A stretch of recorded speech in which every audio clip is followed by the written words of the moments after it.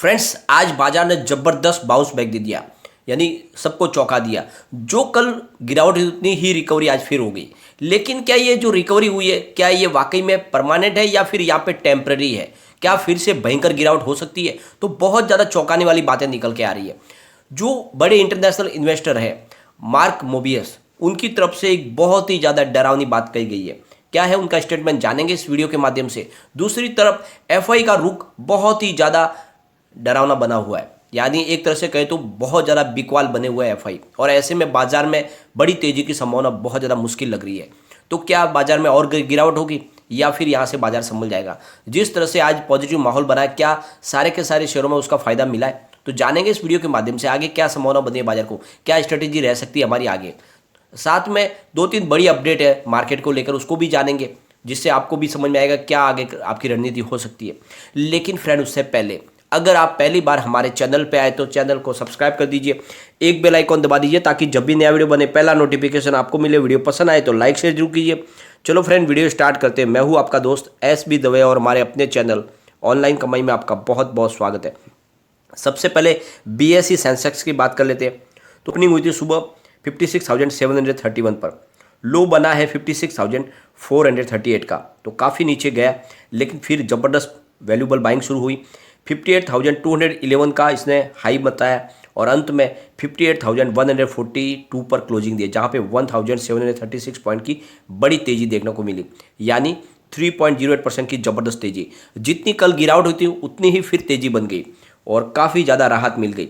Nifty 50 की बात करें तो शुरुआत हुई 16,933 पर, लो बना 16,839 का, लेकिन फिर 17,375 का हाई भी बनाया और अंत में 17,352 पर इसने क्लोजिंग दी, जहाँ पे 509 पॉइंट की ज़बरदस्त तेज़ी देखने को मिली।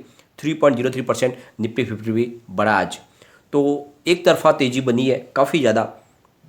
अगर हम अलग अलग निफ्टी इंडेक्स की बात करें तो निफ्टी 50 की बात करें तो यहाँ पे 3.03% की शानदार तेज़ी देखी। निफ्टी नेक्स्ट 50 की बात करें तो वो 41,138 पर आ चुका है, जहाँ पे 2.43% की तेज़ी देखने को मिली।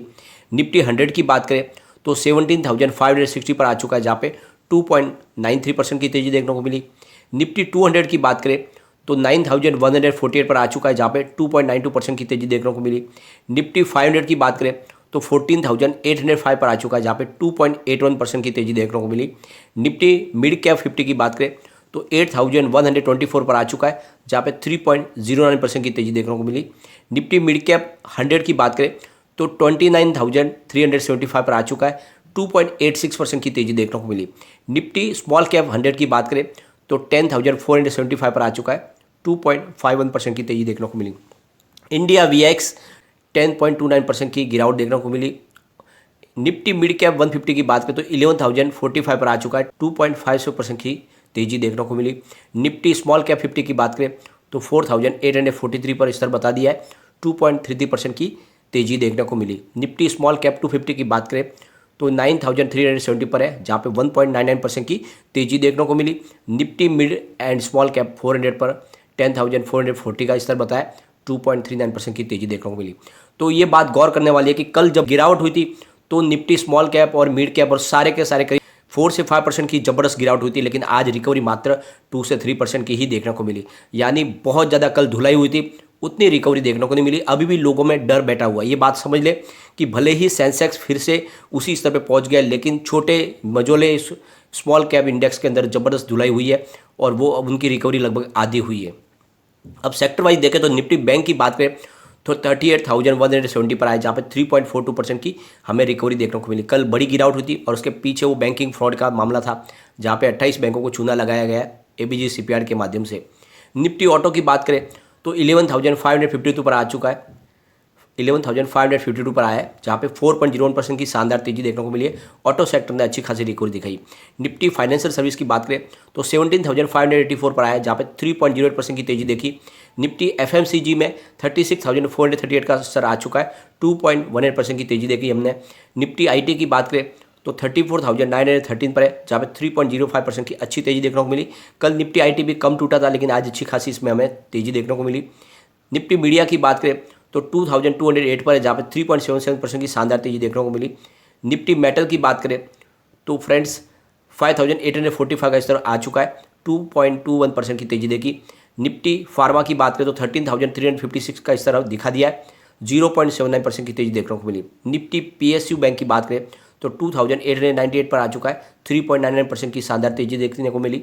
Nifty PSU bank private bank की बात करें तो 19,297 का स्तर देखा हमने, 3.26% की तेजी देखने को मिली। निफ्टी रियलिटी में 450 का स्तर दिखाया, 3.04% की तेजी देखने को मिली।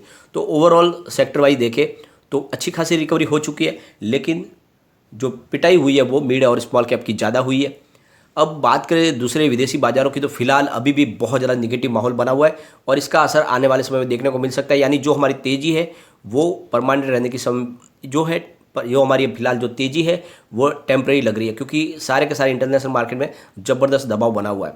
डाउ जोन्स की बात करें तो 34,566 पर है, जहाँ पे 171 पॉइंट की गिरावट हुई है, 0.49% गिरा है। INX S&P 500 की बात करें तो 16.97% की गिरावट है, 0.38% वहाँ पर भी गिरावट देखने को मिल रही है। नेस्डैक की बात करें तो 0.24% की गिरावट है, करीब 0.0017% डाउन दिखा रहा है। और रसेल 2000 इंडेक्स की बात करें तो 9.36% की गिरावट है, पॉइंट की गिरावट, जहाँ पे 0.46% की गिरावट देखने को मिल रही है। और NYSE की बात करें यानी XOI तो फिलहाल 33.60% की गिरावट यहाँ पर भी देखने को मिली है, 2.26% की बड़ी गिरावट हुई है। तो सारे इंटरनेशनल मार्केट में जो गिरावट है ये साबित है, ये इशारा है कि आने वाले समय में हमारे बाजार में अभी भी गिरावट का दौर जारी रह सकता है। फ्रेंड्स, बाजार के लिए सबसे बड़ी जो है टेंशन वो है FI का। FI लगातार सेलर बने हुए बाजार में। बात करें 4 फरवरी की तो इन्होंने करीब 2267.86 करोड़ रुपीज़ का माल बेच दिया था। 7 फरवरी को इन्होंने करीब 1157.23 करोड़ रुपीज़ का टोटल अपना माल बेचा है। 8 फरवरी को करीब 1967.89 करोड़ रुपीज़ का माल बेच के ये प्योरली सेलर बन गए। 9 फरवरी को करीब 892.64 करोड़ रुपीज़ का माल बेचा है। 10 फरवरी को 1732.5 करोड़ रुपीज़ की माल बेच के नेट सेलर बन गए। और 11 फरवरी को जरूर ये आंकड़ा कुछ अलग निकला, 108.53 करोड़ रुपीज़ के ये बायर बने। यहाँ पे ये खरीदारी हुई है, लेकिन 14 फरवरी को फिर से ज़बरदस्त बिकवाली हुई, करीब 4253.70 करोड़ रुपीज़ की। और ये जो बिकवाली है ये इशारा है कि FI अपने बाजार से फिलहाल दूर है, वो लगातार सेलर बने हुए हैं और इसीलिए बाजार में ये जो तेज़ी है ये टेम्परेरी है, फिर से बड़ी गिरावट की संभावना बन रही है। अब अगर हम देखें DI का रुख तो 4 फरवरी को इन्होंने 621 करोड़ रुपीज़ का इन्वेस्टमेंट किया था, लेकिन 7 फरवरी को फिर से 1376 करोड़ रुपीज़ का माल उन्होंने बेचा। 8 फरवरी को 1115 करोड़ रुपीज़ का इन्वेस्टमेंट किया। 9 फरवरी को 1793 करोड़ रुपीज़ का निवेश किया। 10 फरवरी को 2727 करोड़ रुपीज़ का इन्वेस्टमेंट किया, लेकिन 11 फरवरी को उन्होंने भी 696 करोड़ रुपीज़ का माल बेचा। 14 फरवरी को जरूर उन्होंने डिप में कुछ खरीदारी की निचले लेवल पर 2170 करोड़ रुपीज़ का इन्वेस्टमेंट किया। तो आप देख लो FI का लगातार बाजार से अपनी होल्डिंग कम कर रहे हैं, अपना माल बेचते जा रहे हैं और ऐसे में बाजार में अभी भी बिकवाली का दबाव बना रहेगा और गिरावट बाजार में हो सकती है।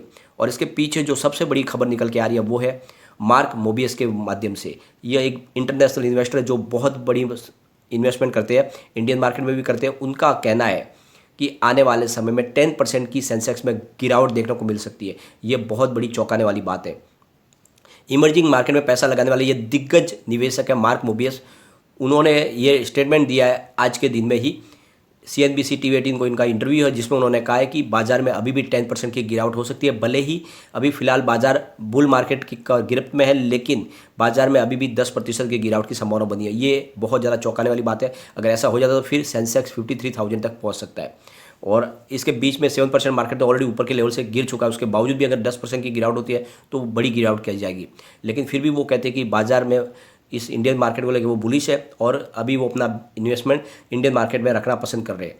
लेकिन उनकी बात है ये कि जो उनका कहना है कि जो FI है वो लगातार बाजार में बिकवाली कर रहे हैं और उनकी पिछले 4 महीनों में ही करीब 1 लाख करोड़ रुपीज़ का निवेश बेच चुके हैं। इससे एक बात समझ में आ रही है कि इंडियन मार्केट में अभी FI का कोई तरीके से निवेश बन नहीं रहा है, तो फिर बाजार में गिरावट की संभावना भी बन रही है। और दूसरी तरफ जो इसके रीज़न है वो अमेरिकी फेडरल बैंक की तरफ से जो ब्याज दर बढ़ाने की जो आशंका है वो भी बाजार को महंगाई की तरफ बढ़ाएगी। अमेरिका में महंगाई दर एकदम ऊंचे स्तर पर पहुंच गई, तो ऐसे में इसका असर भी देखने को मिल सकता है हमारे बाजार पे। दूसरी तरफ मार्क मोबियस का कहना है कि रूस और यूक्रेन का जो मामला है वो लगातार आगे बढ़ रहा है, तनाव की तरफ बढ़ रहा है। अभी फिलहाल बाजार में कई तरह की चिंताएं बनी जा रही है। रसिया और यूक्रेन का मामला है वो लगातार युद्ध की तरफ बढ़ रहा है और ऐसे में अगर युद्ध हो जाता है तो फिर गिरावट भी हो सकती है।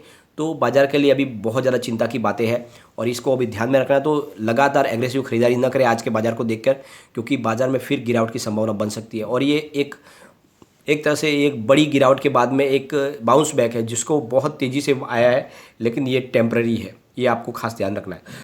और सबसे बड़ी बात यह है कि LIC का IPO आ रहा है और इसको जो मंजूरी है वो 2 से 3 सप्ताह में मिल सकती है। इस बाज़ार में नए इन्वेस्टर की एंट्री हो सकती है, जो LIC के माध्यम से बहुत सारे नए इन्वेस्टर भी इस मार्केट में आ सकते हैं। तो एक मार्केट की वैल्यूएशन बढ़ सकती है और इस समय ये LIC का IPO बाजार के लिए एक संजीवनी साबित हो सकता है, क्योंकि इससे पहले रिलायंस पावर के समय बहुत सारे इन्वेस्टर मार्केट में नए आए थे। तो ये LIC नए इन्वेस्टर लेके आ सकता है, तो फिर ये तेज़ी से आगे मार्केट बढ़ सकता है। जितने भी नए IPO आए फिलहाल सब में लॉस है और अब सारी नज़र है वो LIC पे। LIC कैसी संभावना देता है, परंतु ध्यान रखें बाजार में अभी भी गिरावट का माहौल बना हुआ है, फिर से गिरावट हो सकती है। तो ऐसे में इन्वेस्टमेंट करने के लिए थोड़ा सा वेट कर ले। आज की तेज़ी एक तरह से मृग तृष्णा हो सकती है, ये आपको ध्यान रखना है। लेकिन फ्रेंड, कोई भी इन्वेस्टमेंट करने से पहले अपने फाइनेंशियल एडवाइजर से बारे ले ले या अपना खुद का रिसर्च करें, क्योंकि मैंने वीडियो आपके एजुकेशनल पर्पज़ के लिए ही बनाया। वीडियो पसंद आए तो लाइक से जरूर कीजिए और चैनल को सब्सक्राइब कर दीजिए। Thank you friend.